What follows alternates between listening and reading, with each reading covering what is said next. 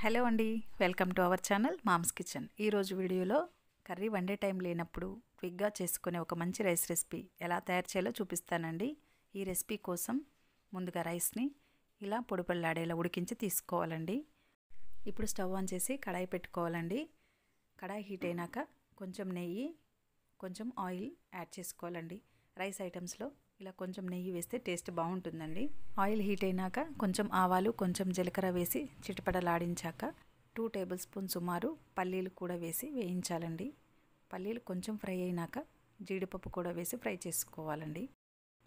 ఇలా జీడిపప్పు కొంచెం కలర్ చేంజ్ అయినాక కొంచెం కరివేపాకు వేసి ఫ్రై చేసుకోవాలి. పల్లీలు, జీడిపప్పు కొంచెం ఎక్కువ యాడ్ చేసుకున్న రైస్లో తినేటప్పుడు టేస్ట్ బాగుంటుందండి. ఇప్పుడు దీనిలోని క్యాప్సికమ్ ముక్కల్ని ఇలా నిలువుగా 2 ఇంచెస్ లెంత్ వరకు కట్ చేసి యాడ్ చేయాలండి.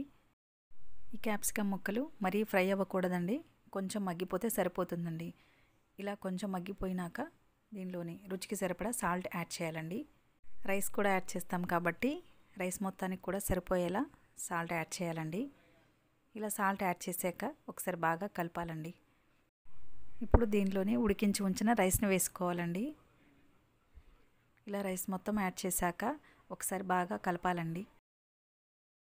కలిపేటప్పుడు రైస్ విరిగిపోకుండా స్లోగా ఇలా గరిటెతో అడుగు నుంచి కలుపుతూ మిక్స్ చేసుకోవాలండి.